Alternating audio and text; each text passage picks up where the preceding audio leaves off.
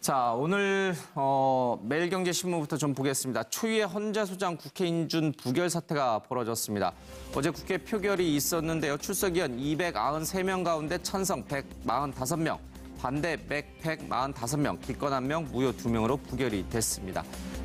찬반 숫자가 모두 똑같아서 과반의 문턱을 넘지 못했습니다. 어디서 이런 원인이 발생했을까를 놓고 이제 각 당마다 해석이 분분한데요. 어쨌든 전체적으로 봤을 땐 더불어민주당에서 반대표가 나왔을 가능성, 그리고 국민의당에서 반대표가 예상했던 것보다 더 나올 가능성이 점쳐지고 있습니다. 조선일보는 어제 김희수 후보자의 부결 사태를 국회가 문 대통령이 독주에 제동을 건 것이다, 코드 인사에 제동을 건 것이다라고 평가를 했습니다만은 한국일보를 비롯한 다른 좀 진보적 성향의 신문들은 모두 안철수 현 대표를 비판하는 쪽으로 기사가 좀 쓰여져 있습니다. 하나 더 보겠습니다. 충격의 청와대, 부결은 상상도 못했던 일이다, 굉장히 분노한다, 이런 얘기가 나오고 있습니다. 헌법재판소장 임명 동의안이 국회를 통과하지 못한 건 헌정사상 처음이다. 다른 안건과 김 후보자의 임명 동의안을 연기하려는 정략적 시도는 계속됐지만 그럼에도 부결까지 시키리라고는 상상도 못했다는 얘기를 하고 있습니다. 분노라는 단어까지 사용을 했는데요. 다수당의 힘에 의해 어떠한 정당성도 갖지 않고 그것도 110일째 끌어오던 표결을 부결로 결론냈다. 굉장히 실망과 분노를 하지 않을 수 없다라는 얘기를 하고 있습니다. 문재인 대통령이 특별한 말은 없었지만 굉장히 굳은 표정이었다라고 분위기를 전하기도 좀 했습니다. 국민의당에서 반대표가 많이 나왔다라는 게 지금 청와대 정무라인의 분석입니다. 사법부 코드 인사의 옐로 카드, 긴장감 높아지는 대법원장 전선이다라고 해서 조선일보에 기사 씁니다. 좌편향 코드 인사에 불만이 쌓여서 통진당 해상 반대 등을 문제 삼았기 때문에 이 김 후보자가 부적격했다라는 식으로 보이고 있습니다. 문정부 때 바뀌는 대법원과 헌재 구성, 새로운 인물을 좀 뽑아야 된다, 이런 얘기를 하고 있습니다. 자유투표였지만 계속되는 불통 인사에 한 번 정도는 국회 힘을 보여줘야 한다라는 얘기가 있었다고 합니다. 국민의당 내부에서 이제 문재인 대통령에게 한 번쯤은 뭔가를 보여줘야 된다라는 아마 공감대가 있었다라고 이 신문은 관계자의 말을 빌어서 전하고 있습니다. 자, 안철수의 힘 보여준 표결이다. 지지율에 기댄 청와대, 우리가 갈 길 가겠다라는 얘기를 하고 있습니다. 안철수 후보자는요, 의원총회를 열고 자유투표로 방침을 정했는데 의원총회 모두 발언에서 이런 얘기를 했습니다. 사법부 독립의 적임자인지를 기준으로, 또한 소장으로서 균형 잡힌 사고를 할 수 있는 분인지를 기준으로 판단해 주시길 바란다. 말로는 의원 개개인이 독자적으로 판단해달라라고 했습니다만은 뉘앙스를 봤을 때는 사실상 부정적으로 표결해달라라는 의사를 당원 의원들에게 전한 것 아닌가라는 해석이 좀 나오고 있습니다. 하나 더 보겠습니다. 여당의 뒤통수를 친 국민의당, 안철수계가 막판에 새를 과시했다라고 하고 있습니다. 앞서 나왔습니다만은 민주당에서는 제대로 다 145표가 다 나왔다고 쳐도요. 국민의당 쪽에서 15표가 최소 찬성표였을 것으로 보이고 21표가 최소 반대표였을 것으로 보입니다. 이래서 표결이 무산된 것으로 예상이 됩니다. 안철수, 국민의당의 결정권이 있다, 민주당은 한 방 먹었다라고 해서 앞서 했던 얘기가 그대로 나오고 있습니다. 한국갤럽 조사에서 호남 지역에서의 국민의당 지지율이 7%였는데 민주당 지지율은 79%로 조사됐다고 합니다. 아무리 잘해봐야 지지율이 더 떨어질 것 같지는 않다라는 판단도 아마 작용을 해서 김희수 후보자에 대한 반대표가 많이 나온 것 아닌가라는 분석도 나오고 있습니다. 존재감을 과시했다고 자랑하고 있습니다만은 이 일로 인해서 호남에서 호남 후보자였던 이 김희수 후보자의 낙마가 오히려 국민의당에 역풍을 가져올 것이다라는 전망도 나오고 있습니다. 자, 여기까지 일단 좀 한 다음에 우리 네 분의 생각을 좀 들어보겠습니다. 먼저 영상부터 잠깐 보고 오겠습니다. 투표 결과를 말씀드리겠습니다. 총 투표수 293표 중 가 145표, 부 145표, 기권 1표, 무효 2표로서 헌법재판소장 김희수 임명 동의안은 부결되었음을 선포합니다.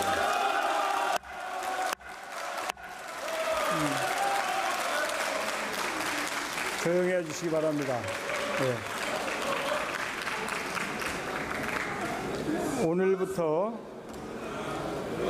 4일간 대정부 질문을 실시하게 됩니다.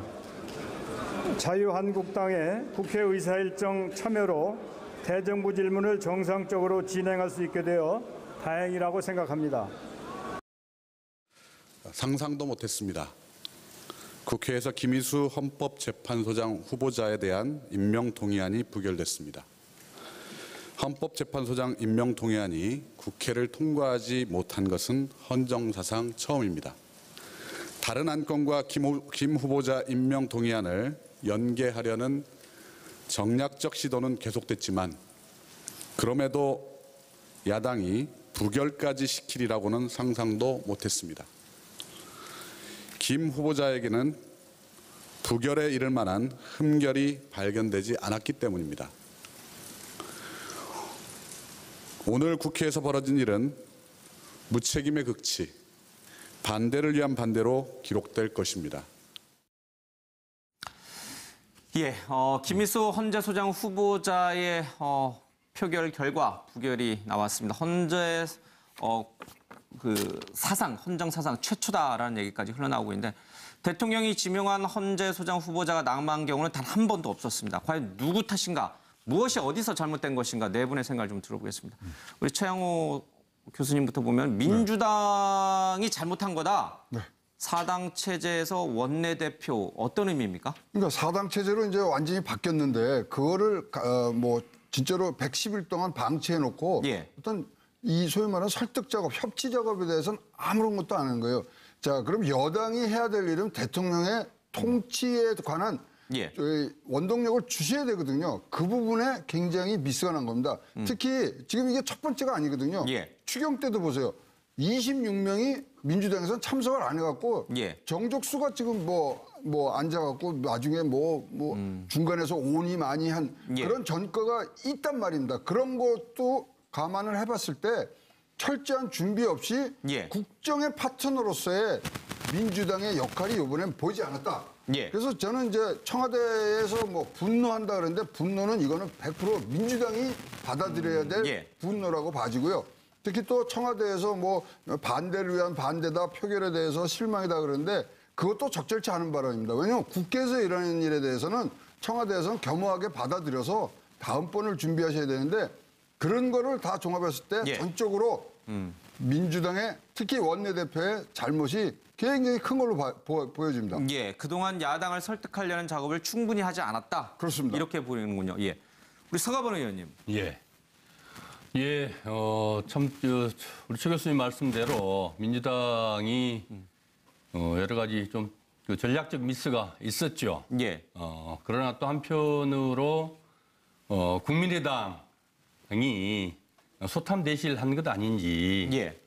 특히나 안철수 대표의 이 존재감 확보를 위해서 결국 헌정 질서를 유린하고 예. 국민의 뜻을 배반한 그런 이 정치적 이 강간 상태가 벌어진 거나 예. 다름없다고 보여지는데 참 안타까운 일이죠.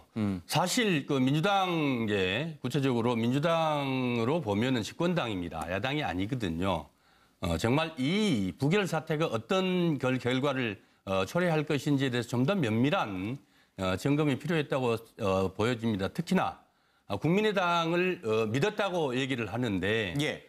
그 믿음이 정치적 믿음이 어느 정도인지 좀 더 세심한 관찰이 필요했고 또 하나 자유한국당이 이 장외투쟁을 하면서 예. 갑자기 아무 이유 없이 선회했거든요. 그건 이유 없는 게 아니고 결국 표결에 참여해서 김희수 헌법재판소장의 이 낙마를 예. 준비하고 또 치밀하게 이 작전을 세운 예. 것인데 그런 부분까지 하나하나 좀 세심하게 챙겨보지 못해서 예. 결국 대단히 불행한 이 사태가 벌어지고 그렇다. 마는 겁니다. 예. 그러면 국민의당 플러스 더불어민주당 양쪽 모두 잘못했다는데 그래도 제가 약간 짓궂는데 퍼센트로 하면 50대 50으로 둘 다 잘못한 겁니까? 아니면 국민의당이 70, 더불어민주당이 40, 집권당으로서 책임을 못한 다지 하나하나 점검하지 못한 민주당의 책임이 한 30% 있다고 보면 30% 더불어민주당의 30% 책임. 결국 이 최순실 그 박근혜 국정농단으로 예. 특히나 이 그 탄핵 이후에 이 그 새로운 이 정부가 탄생했고 또 새로운 헌정 질서를 마련해 가면서 헌법 수호를 할 책무가 있는 헌법소장을 처음으로 임명하는 거거든요. 예. 그런데 그런 것들을 그 아주 중요한 책무를 망각하고 정치적 그 거래 예. 이해만 매몰된 국민의당의 책임이 한 70%는 된다고 봐야 예. 되겠죠. 더불어민주당이 30%, 국민의당이 70% 책임이 있다. 예. 차명진 의원은 전혀 국민의당 얘기는 안 나오고 있네요. 문 대통령이 21, 우원식 대표가 3. 이렇게 책임이 있다는 뜻인가? 이게 뭔가요? 네. 지금 표 145대 145잖아요. 그중에서 찬성이 국민의당이 39표 중에서 17표. 예. 그다음에 반대가 21표입니다. 국민의당 반대 21표를 초래한 책임은 문 대통령이 있죠. 문 대통령이 사실은 높은 지지율하고 예. 그다음에 호남 출신이면 여태까지 국민의당에서 좀 하자가 있어도 인사에서 사실은 가를 찍어줬단 말이에요. 예. 그거를 믿고 정치 편향이 짙은 헌재 소장 김희수 후보를 임명하고 강행한 거는 사실은 이번에 부결 사태를 21표의 예. 국민의당 표가 나가는 것을 초래한 거고 그다음에 이제 그럼에도 불구하고 이렇게 가만히 보면은 한 3표가 예. 2표는 무효, 1표는 기권이란 말이에요. 요거는 원내 수석이, 예. 원내 대표가, 우원식 원내 대표가 사실은 작업을 열심히 했으면 사실은 찬성으로 할 수도 있었는데 예. 그러지 못했다. 그래서 이분들이 사실 내적으로 갈등했기 때문에 무효표나 기권표가 나온 거다. 그래서 21과 3의 책임이 있다. 이렇게 보여집니다. 예. 다 이제 국민의당 의원들의 어떤 반대표인데 그 반대표가 문 대통령과 우원식 대표로부터 초래된 것이다. 그렇죠.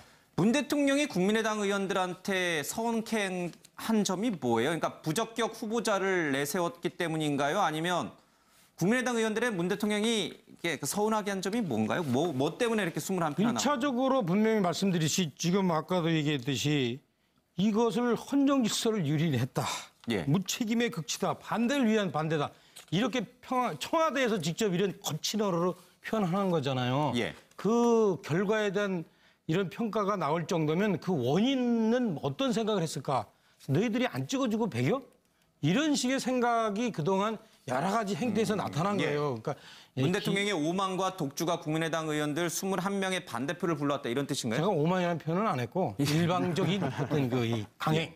일방적 강행. 예. 예. 양해를 구하기보다는 일방적 강행에 문 대통령의 일방 독주식 국정운영 그렇죠. 스타일이 21명의 반대표를 불러왔다. 알겠습니다. 손수 변호사는 보수 야당이 이 문제에 책임이 있다. 네. 정확히 어디입니까? 자유한국당, 바른정당, 국민의당 다 합쳐서예요? 아니면 보수야당 중에 제가 볼 때 국민의당은 보수야당으로 보기는 어려울 것 같고요. 예. 자유한국당과 바른정당이 당론으로 반대했기 때문에 예. 그 두 정당을 보수야당으로 한번 칭해봤습니다. 지금 세 분께 국민의당은 잘못 없어요, 그러면? 잘못이 적죠. 네, 일단은 근데 당론으로 예. 당론으로 이제 반대 의견을 표한 그런 그 두 정당의 잘못이 훨씬 더 크다고 생각하는데요. 예. 왜냐하면 지금 세 분께서 굉장히 흥미롭고 재미있는 말씀해 주셨는데 저는 약간 다른 각도에서 보고 싶습니다. 왜냐하면 이번 부결 사태의 배경이나 앞으로의 영향을 가지고 분석하는 것보다 예. 좀 본질은 바로 이 김희수 헌법재판소 후보자 임명 동의안 부결이거든요. 그렇다면 부결 행위에 대해서 판단을 해야 됩니다. 예. 그런데 그렇다면 중요한 것은 바로 이 김희수 헌법재판관 후보자가 예. 헌법재판소장으로서의 그 능력과 자질이 있느냐, 능력과 자질이 부족하다라고 한다면 부결이 마땅하겠죠. 하지만 그게 아니라 실제로 능력도 있고 자질도 있고 적임자인데 예. 단순히 정략적인 부분의 판단에 의해서 정권을 견제하겠다. 예. 문재인 대통령의 어떤 여러 가지 인사권에 제동을 걸겠다라는 목적으로 해서 당론으로 부결 입장을 정했다고 한다면 그거는 잘못인데 그렇다면 중요한 건 김희수 헌법재판소장 후보자였던 김희수 예. 재판관의 능력과 자질입니다. 그런데 이제 보수야당에서 당론으로 반대 입장을 정하는 근거가 뚜렷하지가 않아요. 특히나 짐작을 해보자면은 통합진보당 해산 사태 때 해산 결정 때 반대 의견 냈다는 점. 그런데 소수 의견 내는 것이 헌법재판관으로서 부끄러워하거나 주저하면 안 되는 일입니다. 그런데 그런 소수 의견을 당당하게 냈다고 해서 당론으로 부적합하다라고 한다면 이거는 제가 볼 때는 김희수 재판관에 대한 그런 능력에 대한 검증 또는 자질에 대한 검증을 한 것이 아니라 정략적인 판단에서 정치 행위를 한 것인데 그렇다면 그 부분은 이 보수 야당 자유한국당과 바른정당이 비난을 피할 수 없을 것 같습니다. 국민의당은 그러면 소신 표결한 거기 때문에 네. 문제가 없다 이렇게 보시면 문제가 없는 건 아니고 안타깝습니다만 그래도 자유롭게 표결에 참가했기 때문에 그런 것이죠. 알겠습니다. 예. 알겠습니다. 이 신문 오늘 쭉 기사 중에 이제 흥미로운 대목은 더불어민주당과 청와대에서는 국민의당 내부에서 반란표라고 하면 좀 이상하네요. 예. 반대표가 많이 나왔다라고 이제 판단을 하는 것 같습니다. 그래서 이것이 안철수 대표 국민의당에게 호남 지역에서 후폭풍을 가져올 수도 있다라는 이제 분석적 기사가 좀 눈에 띄었습니다. 내부는 어떻게 생각하십니까? 이번 그 국민의당에 글쎄 얼만큼 반대표가 나왔는지 정확히 모르겠습니다만은 생각했던 것보다는 많이 나오면서 김희수 후보자가 부결됐다라는 것이 더불어민주당의 인식이니까요.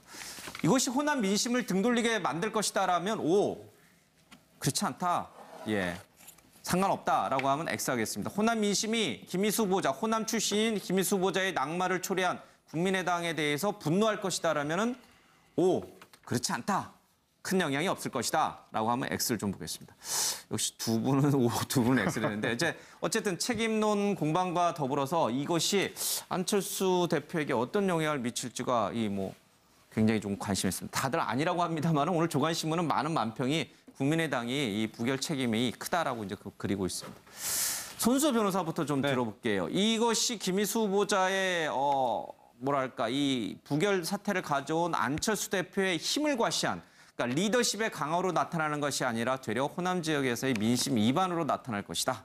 짧은 존재감의 과시 후에 굉장히 길고 깊은 그런 후회가 따르지 않을까 그렇게 짐작이 되는데요. 길고 깊은 후회를 안철수 대표가 맛보게 될 것이다. 정치 전문가는 아니기 때문에 제 예상이 틀릴 수도 있습니다. 예. 하지만 저의 개인적인 그런 생각이고요.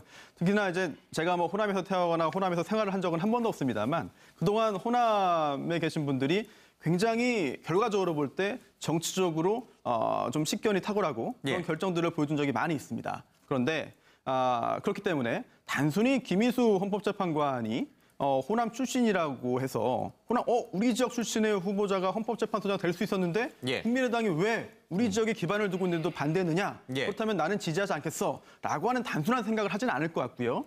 지금 현재 호남 지역에서 굉장히 좀 지지세가 높고 지지율이 굉장히 높죠. 문재인 정권. 그리고 또 김희수 후보자가 전 후보자가 과거에 이제 헌법재판관으로서 보였던 여러 가지 그런 소신 있는 의견들 이런 것에 대해서 지금 그럼에도 불구하고 많은 의원들이 오히려 이제 헌법재판소장에 적합하지 않다고 본 거 아니겠습니까?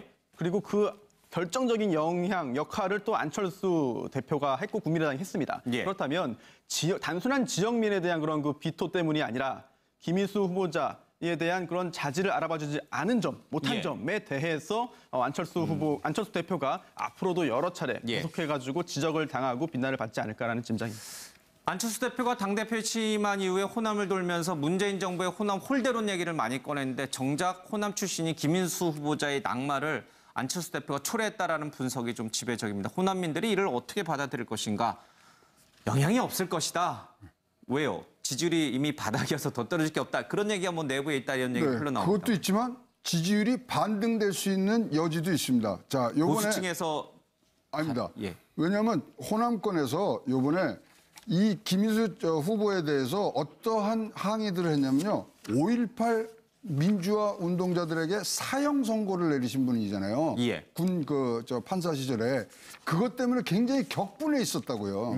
그래서 호남 의원들한테 지역에서 문자를 막 날렸어요. 안 된다고. 지역에서 의견을 모아서 그렇게 냈기 때문에 결국은 호남권 전체적인 그런 틀에서 가는 게 아니라 이분의 과거 행적에 대해서 사형을 내린 그 부분에서 분명히 사과는 하셨습니다만은 그 전력되면서 이건 분명히 반대를 해야 된다고 지역에서 여론을 냈거든요. 그러니까 전체적으로 이런 호남권 출신이라 이것보다도 이 호남권에서의 5.18이 가지는 그런 이 상징성이 이분을 통해서 더 부각이 됐기 때문에 그거에 대해서 반대했다. 국민의당 올라갈 수 있는 여지도 분명히 있다고 봅니다. 5.18 당시에 그 이제 경찰 쪽으로 바리케이트를 치고 갔던 버스 운전사에게 사형을 선고한 과거 전력이 오히려 호남민들의 분노를 사왔고 이번 부결 상태가 오히려 호남민들이 박수 칠 수 있는 그런 상황이다. 근데 왜 국민의당 홈페이지는 마비됐죠? 저거는 뭐 다른 지역에서 그러면 그런 건가요? 예, 알겠습니다. 예, 별로 영향을 주지 않을 것이다라고 보시고. 홈페이지 한번 마비시키는데 그렇게 많은 숫자가 필요하지 않아요. 상당히 예. 열렬한 반대자 내지 열렬한 지지자가 예. 어떤 그런 작업을 하기 때문에 그런 거고 그런 부분에 대해서 정말로 이게 이제 예컨대 호남에서 큰일 났다 이라고 판단하는 거는 예. 혹시 관련성은 있을지 모르지만 너무 지나친 비약이다 이런 생각이 들고요. 예. 그다음에 이제 이렇게 생각합니다.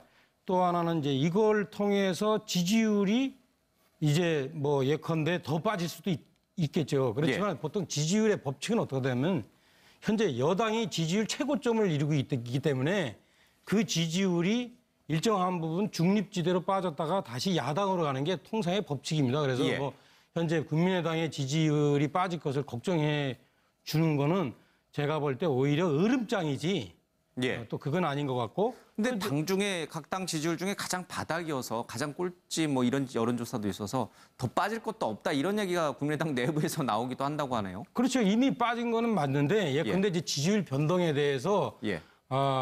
어느 정당이나 지지율이 좀 더 나아질 것이다. 이런 낮아야 된다라는 생각을 하면서 이제 예. 정치적 행동할 때 그때 그 국민의당이 이것 갖고서 예. 아까 우리 최양호 교수도 얘기했지만 이거 갖고서 바로 지지율이 오를 거라고 계산해서 했다면은 상당히 초보적인 거죠. 알겠습니다. 그리고 또 하나는 이제 어떤 행동에 대해서 야당 탓을 하는 거는 옳지 않다. 그거는 일정하게 정치학 교과서에도 나오지 않는 맞지 않는 얘기입니다. 어제 이 부결 사태가 이뤄진 다음에 안철수 대표의 관련 기사 밑에 댓글들을 쭉 보면요. 이제 뭐 안철수 대표의 정치 인생 끝났다. 내년 지방선거에서 두고 보자. 뭐 이런 식의 얘기들이 굉장히 많았는데 안철수 대표의 정치 인생에도 별 영향이 없을 거라고 보세요? 그러니까 정치는 어떤 한 변수로 인해서 어떤 정당과 개인의 운명이 결정되진 않는다. 결정되지 않아요. 앞으로 어떻게 행동에 나가느냐 이것에 알겠습니다. 따라서 달라지죠. 그래서 뭐 이것이 제가 볼 때는 오히려 안철수 후보의 존재감을 과시했기 때문에 앞으로 어떻게 하느냐에 따라 달라지겠죠. 예. 보수 쪽으로부터 오히려 지지를 더 얻을 수도 있다. 그런 맥락으로도 좀 읽히는 대목이네요. 그렇지는 않습니다. 예. 지금 이제 문재인 대통령의 지지율이 빠질 경우에 예. 그게 저희 같은 그 자유한국당이나 바른정당으로 가기는 어렵습니다.